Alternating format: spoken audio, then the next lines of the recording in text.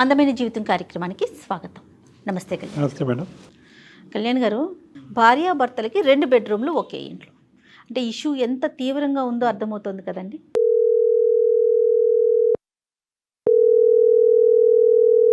Hello hello, నమస్తే అండి. స్పందన గారా? అవునండి. నేను జయానండి, సుమన్ టీవీ నుంచి అందమైన జీవితం ప్రోగ్రాం నుంచి కాల్ చేస్తున్నాను. నమస్తే మేడం. నమస్తే అండి. నాతో పాటు డాక్టర్ కళ్యాణ్ చక్రవర్తి గారు ఉన్నారు. ఒకసారి డాక్టర్ గారితో మాట్లాడతారా? మాట్లాడతాను మేడం. ఓకే. మ్యారేజ్ అయిన తర్వాత నుంచి ఇక్కడ హైదరాబాద్ లోనే ఉంటున్నాము. ప్రాబ్లం అంటే సార్, హస్బెండ్ కోసం కొంచెం చెప్పాలి, దానికోసం అనేసి మీకు. అమ్మా అరేంజ్డ్ మ్యారేజ్ అమ్మా ఇది? అంటే నాది ఆల్రెడీ ఒకసారి మ్యారేజ్ కన్ఫర్మ్ అయ్యి కళ్యాణ మండపం దగ్గరనే మ్యారేజ్ ఆగిపోయింది సార్.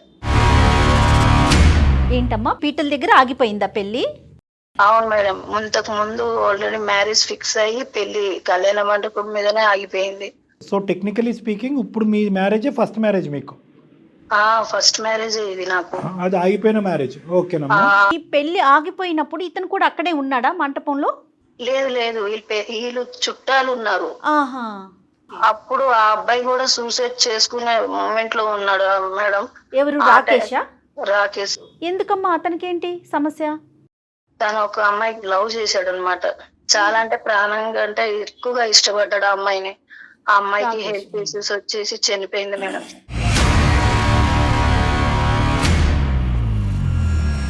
ఆ టైంలో మ్యారేజ్ చేశారు సార్. అబ్బో.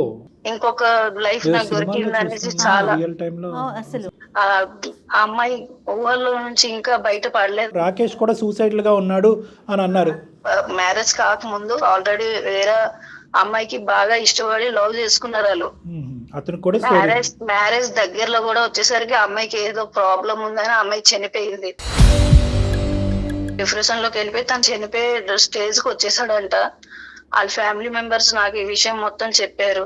రాకేష్ చాలా నేను ట్రై చేసిన మార్పిద్దాం అనేసి. ఇప్పుడు ఒకే మంచం దగ్గర ఉన్న, ఒకే ప్లేట్ దగ్గర ఉన్న తను ఊహల నుంచి బయట పడలేకపోతున్నాడు. తను ఎంత ట్రై చేస్తున్నా అసలు తనకి ఎంత మారిద్దామన్నా సరే అస్సలు ఆ మైండ్ నుంచి తను రాలేకపోతున్నాడు. అంటే మీ పెళ్లికి ఎంత ముందు రాకేష్ జీవితంలో ఆ ట్రాజడీ జరిగిందమ్మా? ఎంత గ్యాప్ ఉంది? అమ్మాయి చనిపోయాక మా మ్యారేజ్ కి చనిపోయేది 8 months గ్యాప్. మరి ఆ జ్ఞాపకాల్లోనే కొంతకాలం ఉండి అందులోంచి బయటపడిన తర్వాత మిమ్మల్ని చేసుకోవచ్చు కదా. వాళ్ళ మదర్ ఏమన్నారంటే వేరే అమ్మాయికి మ్యారేజ్ చేసుకుంటారు, చాలా మంది మారుతున్నారు కదా, అలా అయినా మారగలరేమో అబ్బాయి అనేసి అలానే చేశారు.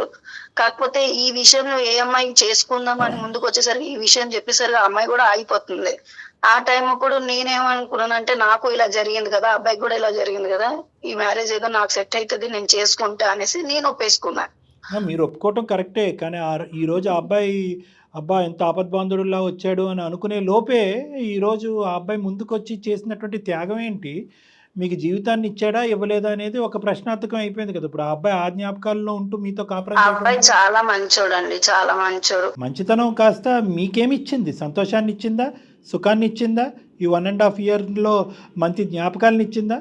అది ఏ సంతోషం లేదు. ఒకే దగ్గర ఉన్న ఏదో నేను ఉండి లేని దానిలాగే అసలు ఆయన ప్రవర్తిస్తుంటాడు ఒక్కొక్కసారి.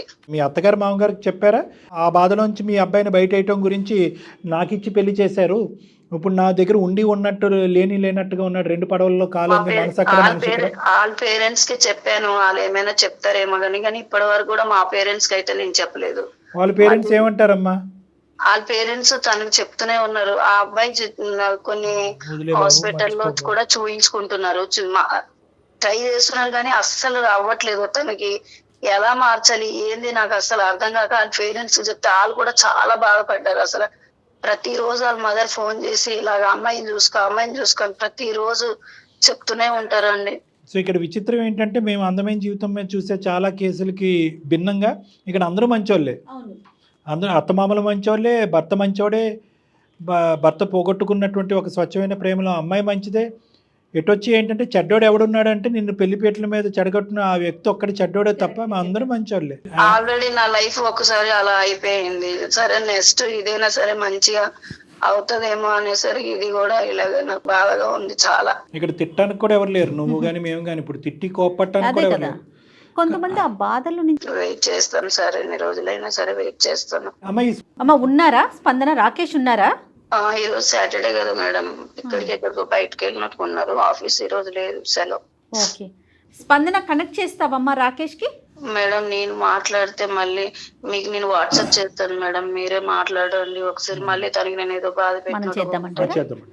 సరే అమ్మా, నాకు ఒక్కసారి మీరు వాట్సాప్ చేయండి అతని నెంబరు, మేము కాల్ చేస్తాం. ఓకే మేడం, చేస్తాను. దయచేసి లైన్ లో వేచి ఉండండి. आपका कॉल होल्ड पर है. హలో నమస్తే అండి, రాకేష్ గారండి? ఎవరండి? నేను జయానండి, సుమన్ టీవీ అందమైన జీవితం ప్రోగ్రామ్ నుంచి చేస్తున్నాను. నాతో పాటు డాక్టర్ కళ్యాణ్ చక్రవర్తి గారు కూడా ఉన్నారు. మీతో ఒక్క 10 నిమిషాలు మాట్లాడొచ్చా? దేని గురించి మేడం? దేని గురించి అంటే మీకు సంబంధించిన విషయమేనండి, మీ ఫ్యామిలీకి సంబంధించిన విషయం. స్పందన గారు, మీ వైఫ్ మాకు మెయిల్ చేశారు మా అందమైన జీవితం ప్రోగ్రామ్కి. సారీ అండి, అయినా మా పర్సనల్ ఫ్యామిలీ మ్యాటర్స్ మీకు ఎందుకంటే. ఖచ్చితంగా ఇది మీ పర్సనలేనండి, కాదనట్లేదు. అంటే ఏదైనా ఒక సమస్య పరిష్కారం కానప్పుడు ఖచ్చితంగా ఎక్స్పర్ట్స్ దగ్గరికి వెళ్ళటం కామన్ కదండి. మీరు ఒక్క 10 మినిట్స్ కోఆపరేట్ చేస్తే చాలా అందమైన జీవితం నిజంగా మీ సొంతం అవుతుందండి. ప్లీజ్ ఒక్క 5 మినిట్స్ కోఆపరేట్ చేయండి. రైట్, డాక్టర్ గారు మాట్లాడతారు. నమస్తే రాకేష్ గారు. నమస్తే సార్. సాటర్డే రోజు హాలిడేలో రిలాక్స్ అవుతున్నట్టున్నారు, డిస్టర్బ్ చేస్తున్నాం. సో బేసికలీ ఏంటంటే ఇది సంతోషించాలో, బాధపడాలో, హర్షించాలో, గర్వపడాలో, పొగడాలో అర్థం కానటువంటి ఒక పరిస్థితిలో ఈరోజు స్పందన గారు మమ్మల్ని అందరినీ కూడా ఒక చిక్కుముడి సమస్యలో పెట్టారు అని చెప్పాలి. ఒక దేవుడిలాగా, ఒక ఆపద్బాంధవుడిలాగా సినిమాల్లో ఎక్కడో చూసేటటువంటి ఒక సంఘటన నా జీవితంలో జరిగిందండి. పెళ్లిపేటల మీద పెళ్లి క్యాన్సిల్ అయినటువంటి ఒక దేవుడిలాగా వచ్చి నా భర్త రాకేష్ గారు నన్ను పెళ్లి చేసుకున్నారు. అక్కడి వరకు అంతా బాగానే ఉంది. కానీ ఆ తర్వాత మా ఇద్దరి మధ్యన పెళ్ళి అయ్యింది, భార్యాభర్తలు అనేటటువంటి అంశమే తప్ప భార్యాభర్తలుగా మేము ఏమీ లేము అని చెప్పి రాకేష్ చెడ్డోడు కాదు. రాకేష్ చాలా మంచోడు, నన్ను పువ్వుల్లో పెట్టుకుని చూసుకుంటాడు, కాలు కూడా కింద పెట్టనివ్వడు. కానీ ఒక భార్యగా అతని మనసులో నాకు స్థానం లేదు. అతను గత స్మృతుల్లోనే ఉన్నారు. మీ గతంలో ఒక ప్రియురాలు ఉంది, ఆవిడ అనుకున్నటువంటి పరిస్థితిలో చనిపోయింది అన్నట్టుగా స్పందన గారు చెప్తున్నారు. ఇప్పుడు కూడా మీరు అనవసరం మళ్ళీ గుర్తు చేశారు. Since 5 years, sir, I love to her. The name is Sahiti, నా కలీగ్, నా కోఆర్డినేటర్. చాలా డెప్త్ వెళ్ళిపోయాం sir. At the same time last minute లో ఇంకొక 1 year లో మ్యారేజ్ చేసుకున్న టైంలో తనకు due to colon cancer sir. Okay, colon cancer వల్ల చనిపోయారు. 4 years ఆఫ్ లవ్. డైలీ నా కళ్ళ ముందే జరిగింది సార్. అది ఆ బాధ ఎలాంటిదో తట్టుకోలేదు సార్. లాస్ట్ కు ఫ్యామిలీ నుంచి దూరం అయిపోయి సూసైడ్ దాకా వెళ్ళారు సార్. మా పేరెంట్స్ కు చాలా బాధపడ్డారు. నేను ముందు వెనక ఏం ఆలోచించకుండా పాపం స్పందనకి తాళి కట్టాను. Body is present, mind is absent అంటారు చూడండి సార్. అలా ఉంది సార్ నా పరిస్థితి. ఎక్కడికైనా తీసుకెళ్దామంటే సాహితీ గుర్తొస్తుంది. స్పందన తీసుకెళ్ళి ఎక్కడైనా పార్క్ కి తీసుకెళ్దాం, ఎక్కడైనా మూవీకి తీసుకెళ్దాం అంటే నాకు సాహితీతో వెళ్ళిన జ్ఞాపకాలే గుర్తొస్తున్నాయి. స్పందనని సాహితీ స్థానంలో నిలబెట్టలేకపోతున్నారు. అదే సార్, అంతే. స్పందన కూడా నన్ను బాగా చూసుకుంటుంది సార్. మీరు ఆవిడని చాలా బాగా చూసుకుంటున్నారు, ఆవిడ మిమ్మల్ని చాలా బాగా చూసుకుంటున్నారు. యూజువల్గా మా దగ్గరకు వచ్చే కేసులన్నీ కూడా బాగా చూసుకోవట్లేదనే కేసులు. మీది చాలా బాగా చూసుకుంటూ కూడా హ్యాపీగా లేనటువంటి కేసు మీది. అదే నా వల్ల తను కూడా బాధపడుతుంది సార్. అది నేను ఎప్పుడు ఎక్స్ప్రెస్ చేస్తుందో అనుకున్నాను, టైం వచ్చేసింది, మీకు ఎక్స్ప్రెస్ చేసింది ఆ బాధ. నేను అనుకుంటున్నా ఎప్పుడో ఒకసారి బయటపడుతుంది. సమస్యని ఎవరికో ఒకరికి చెప్పుకోవాలి కదండి. ఇప్పుడు ఒక 2 questions రాకేష్ గారు. చెప్పండి సార్. మీ అతి గొప్ప ప్రేమకు ఒక అమ్మాయిని ప్రేమించి 4 సంవత్సరాల పాటు ప్రేమించిన తర్వాత కోలాన్ క్యాన్సర్తో చనిపోయినటువంటి ఆ అమ్మాయిని ఇప్పటికి కూడా మీ మనసులో పదిలంగా పెట్టుకున్నారు అనేటటువంటి దానికి 100కి 100 మార్కులు వేసినా కూడా, నేను ఒక పెళ్లిపేటల మీద ఆడపిల్ల గురించి ముందుకొచ్చి పెళ్లి చేసుకున్నటువంటి ఒక వ్యక్తిగా 100కి 200 మార్కులు నేను మీకు వేసినా కానీ, ఈరోజు మీరు చేసుకున్నటువంటి ఈ కార్యక్రమం ఏదైతే పెళ్లి కార్యక్రమం చేశారో దానికి మీరు న్యాయం చేయలేకపోతున్నారు అనేటటువంటి దానికి మాత్రం మీకు 0 మార్కులండి.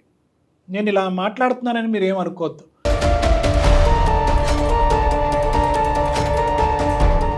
మీ బాధను నేను ఎంత బాగా అర్థం చేసుకోగలను, మీ స్థానంలో నేను ఎంత గట్టిగా నిలబడగలను, అదేవిధంగా ఈరోజు స్పందన యొక్క స్థానంలో కూడా నిలబడవలసినటువంటి కర్తవ్యం, ఆవశ్యకత మాకుంది. ఎందుకు ఈ మాట అంటున్నానంటే, ఏమమ్మా నీ పెళ్లిపేటల మీద నీ పెళ్లి చెడిపోతుంది, నీకు నీ పరువు కాపాడటం గురించి నేను నీ ముందుకు వచ్చి నేను నిన్ను పెళ్లి చేసుకోబోతున్నాను, కానీ నువ్వు నా ఇంట్లో ఒక బొమ్మలాగే ఉంటావు, నా మనసులో మాత్రం సాహితీ అనేటటువంటి వ్యక్తి ఒక్కటే నా మనసులో ఉంటుంది అనే మీరు మాట అనుకుంటే కనుక స్పందన Correct, అప్పుడే sir. ఈ పెళ్లి చేసుకోవాలా వద్దా అనేది అప్పుడే డిసైడ్ చేసుకునేది. ఆలోచించుకునేది కదా. మరి మీరు Correct, చేసింది correct, sir. గొప్ప కార్యక్రమం అనుకోవాలా, కాపాడేటటువంటి కార్యక్రమం అనుకోవాలా? జీవితాంతం 3 ముళ్ళు వేసి ఈ అమ్మాయిని మీ గుప్పెట్లో తెలిసి తెలియకుండానే పెట్టేసుకున్నారు, ఆ అమ్మాయికి ఇప్పుడు ముందు నుయ్యి వెనకతలు గొయ్యి అనే పరిస్థితి ఏర్పడింది అనుకోవాలా? ఇది డాక్టర్స్ న్యాయం చేయలేంది, ఇటు పూజలు చేసి న్యాయం చేయలేంది అనే type కానీ లో ఉంది మీరు సార్ అనుకుంటే నాది. బయటికి రాగలరు రాకేష్ గారు, ఇది ఎవ్వరూ చేసేది కాదు. అదే మీరు మేడం. అనుకోండి. మీరు అనుకోవటం అనేది ఒకటి. రెండోది ఏంటంటే మీరు కథ మొదలైన తర్వాత కార్యక్రమం చెప్తున్నారు, నేను కథకు ముందు కార్యక్రమాన్ని నేను అడుగుతున్నాను. నిజంగా మీరు చెప్పండి ఒక సార్. గ్యారంటీతో ముందుకు వచ్చారా? అంటే స్పందనాన్ని నేను చేసేసుకుని 1 వారం 10 రోజుల్లోనూ 6 నెలల లోపల సాహితీ స్మృతుల్ని తీసేస్తాను అనే ఆలోచనతోనే పెళ్లి చేసుకున్నారా? లేదంటే సాహితీ ఉంది సార్. సాహితీ అదైతే యొక్క మైండ్లో జ్ఞాపకాలు ఉంది. ఆలోచనలు అలాగే పదిలంగా మనసులో పెట్టుకుంటూ స్పందనకు ఒక జీవితాన్ని ఇద్దామనేటటువంటి 2 పడవల్లో కాలేసేటటువంటి ప్రయాణాన్ని మొదలు పెట్టారా? స్పందనకు జీవితం ఇస్తూ అట్ ద సేమ్ టైం సాహితీని కొద్దిగా మర్చిపోదాంలే అని ఆలోచన ఉంది సార్. మర్చిపోదాం అనుకున్నారు కానీ ఇప్పుడు మర్చిపోవటానికి అలవాటు టైం లైన్ డిసైడ్ అవ్వలేదు. మర్చిపోవటానికి పూర్తి స్థాయి ప్రయత్నం లేదు. మర్చిపోవటానికి డాక్టర్లకు కానీ పూజారులకు కానీ మీ వంతు సహకారం చేయలేదు. అది ఇక్కడ ఉన్నటువంటి ట్విస్ట్. మీరు స్మృతుల్లో మీరు ఉండిపోతున్నారు. ఎందుకంటే సాహితీ యొక్క జ్ఞాపకాలు పూర్తి స్థాయిలో మానసికంగా తీసేయాలి అనే ఉద్దేశం మీకు బలంగా లేదు. I'm sorry to say this.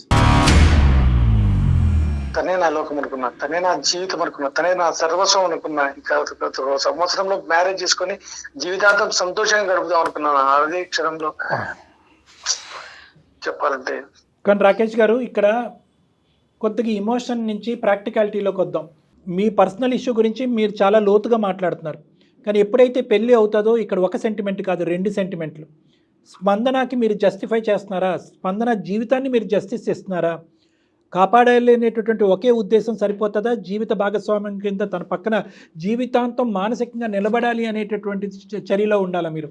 లేదు సార్, అది రూప్ కాపాడటమే కాకుండా నా బాధ్యత పరంగా తన్ని అన్ని విధాలా చూసుకుంటున్నా. ఎక్సెప్ట్ ఓన్లీ దట్ శారీరక సుఖం మాత్రమే మిగతా ఏమి చేయకపోయినా ఇది ఇవ్వలేకపోతున్నాను. ఒక్కటి మానసిక పరమైనటువంటి సంతృప్తి గురించి ఒక ఆడది వెయిట్ చేస్తుందండి. నా మనసులో సాహితీని పెట్టుకుంటానంటే అది కరెక్ట్ కాదు. ఏ భార్య తట్టుకోలేదు.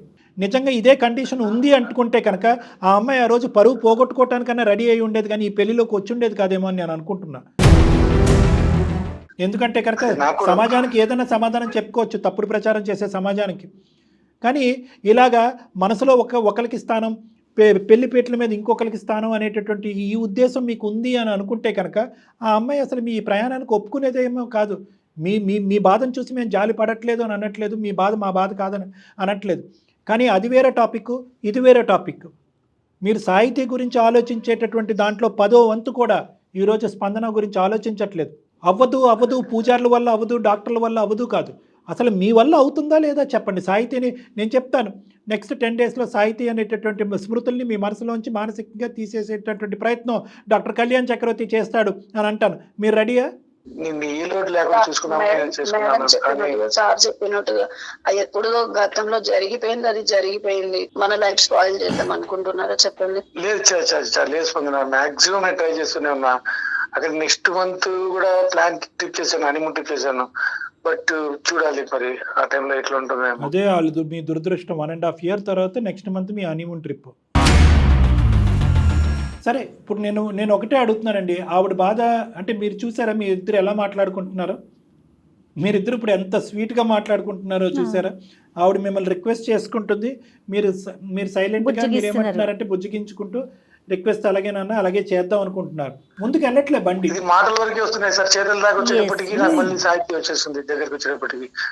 జీవితం అనేటటువంటి ఈ ప్రయాణం ముందుకెళ్తుంది. పోగొట్టుకున్న వాళ్ళని ఉన్న వాళ్ళ కళ్ళల్లో చూసుకోవాలి. మీరు ఎవరు సాహితీ యొక్క అసలైనటువంటి ప్రేమలో 4 సంవత్సరాల పాటు ఉండి అది సడన్గా మాయమయ్యేటప్పటికి జీర్ణించుకోలేకపోతున్నారు. మీరే సర్వస్వం, మీరే జీవితం అనుకుంటూ స్వచ్ఛమైనటువంటి ప్రేమతో స్పందన ముందుకొచ్చింది. మరి స్పందన యొక్క ప్రేమకి ఈరోజు మీరు ఇచ్చేటటువంటి గౌరవం ఏంటి? స్పందన ప్రేమకి మీరు ఇచ్చేటటువంటి మార్కులు ఏంటి? మీ స్మృతులు మీరు దగ్గర పెట్టుకోండి, కానీ దాన్ని స్మరించుకోవద్దు. అనుక్షణం దానిలోనే లీనమవ్వద్దు. అవి ఒక తీపి గుర్తులుగా ఒక పక్కన పెట్టండి జీవితంలో. మిగతా సంబంధించినటువంటి ప్రయాణం ముందుకెళ్ళాలి. ఈరోజు వాళ్ళ అమ్మ నాన్నకు కూడా ఈ బాధ చెప్పుకోలేదు కూడా ఈ అమ్మాయి. ఏమని చెప్పుకుంటుంది? నేను అనుకుంటున్నాను పాప ఎప్పుడైనా బయటపడుతుంది అనుకున్నా, అది ఇవాళ బయట. స్పందనకి మీ మీద ఉన్న ప్రేమని ఒక్కసారి అర్థం చేసుకోండి. ఇప్పుడు ఆ బయటపడటం కూడా మీ పేరెంట్స్నో వాళ్ళ పేరెంట్స్నో వేరే పెద్దవాళ్ళనో పిలిచి గోల చెయ్యట్లేదండి. చూడండి, తను మేడం. ఎట్లయినా సరే మీకు తన దగ్గర అవ్వాలని చెప్పేసి డాక్టర్ గారి సలహా కోసం తెలుసు మా మేడం, దాకా 1.5 నుంచి వచ్చింది. చూస్తున్నాను. తెలుసు మేడం, 1.5 నుంచి చూస్తున్నాను కదా స్పందన. మరి మేము చెప్పేది ఏముంది చెప్పండి, మీ భార్య గురించి మేము చెప్పేది ఏముంది? మీరు సానుకూలంగానే స్పందిస్తున్నారు, స్పందన కూడా సానుకూలంగానే ఉంది. ఇద్దరికి భగవంతుడు ఇచ్చినటువంటి ఓర్పు ఉంది, ప్లస్ మంచితనం ఉంది, దానికి మించినటువంటి దండిగా ఉండేటటువంటి ప్రేమ ఉంది. మీ ఇద్దరు కేసు చాలా ఈజీగా రిజాల్వ్ చేయగలిగేటటువంటి కెపాసిటీ నా దగ్గర ఉంది. ఎస్, నేను అనేది ఏంటంటే కనుక, ఇందాక మీతో మాట్లాడక ముందు జయ మేడంతో ఒక మాట అన్నాను, madam where there is a will there is a way. ఇక్కడ కేవలం డాక్టర్లు స్పందన ప్రయత్నం చేస్తేనే కాదు, రాకేష్ కూడా తన వంతు ప్రయత్నం తను చేయాలి. మీరేంటంటే సెంటిమెంటల్గా ఫీల్ అవ్వకూడదు. ఏ సాహితీ యొక్క ఆలోచనలు తీసేస్తే కనుక సాహితీ నా మనసులోంచి తిరిగిపోయినట్టే చనిపోయినటువంటి సాహితీని నేను మోసం చేసినట్టే, ఈ సెంటిమెంట్లోకి వెళ్ళకండి. బహుశా ఈ గిల్ట్ అనేటటువంటి మీ లోపల చాలా ఉంది, ఆ గిల్ట్ తీసేసేయండి. మనం ప్రాక్టికల్గా ఆలోచించుకుందాం. మీ ప్రేమ స్వచ్ఛమైంది, ప్రేమ నిజమైంది, అనుకున్నటువంటి పరిస్థితుల్లో ఆ అమ్మాయి చనిపోయింది. ఈరోజు సాహితీ లాంటి వ్యక్తి పైనుంచి చూస్తున్నా కూడా తను ఏమంటుందంటే స్పందనకు న్యాయం చేయి రాకేష్ అని కూడా అంటుంది తను. నిజంగా నేను చెప్తున్నాను ఈ మాట. నేను స్పందనతో పాటు ఉండటం అనేది సాహితీకి నచ్చదు, సాహితీని నేను మోసం చేస్తున్నానని, లేనటువంటి సాహితీని మీరు మోసం చేస్తున్నట్టుగా ఫీల్ అవుతున్నారు. కానీ ఇక్కడ ఉన్నటువంటి స్పందన యొక్క ఆలోచన ఏంటి, పరిస్థితి ఏంటి అన్నది మీరు ఆలోచించలేకపోతున్నారు. Sir 100% I will agree with you sir. But ఇది మాటల వరకు ఓకే సార్, బట్ చేతుల్లో వచ్చేటప్పటికి ఆ బాధ ఏందో నాకు తెలుసు సార్. లేదు, ఆ బాధ మీకు తెలుసు. మీ బాధను కాదని మేము అనట్లేదు. At the end of the day నేను మళ్ళీ ఒకే పాయింట్కి నేను చేస్తున్నాను. మీరే సర్వస్వం, మీరే జీవితం అని నమ్ముకునేటటువంటి ముందుకు వచ్చినటువంటి స్పందనకి నూరైనా న్యాయం చేయాలి. మానసిక పరమైనటువంటి శారీరకమైనటువంటి కోరికల పరంగా మీరిద్దరు ముందుకెళ్ళాలి.